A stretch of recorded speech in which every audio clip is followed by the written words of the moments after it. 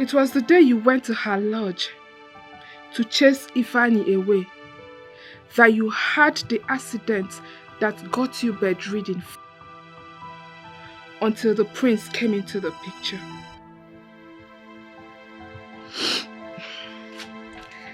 That Ifeanyi has ruined her marriage.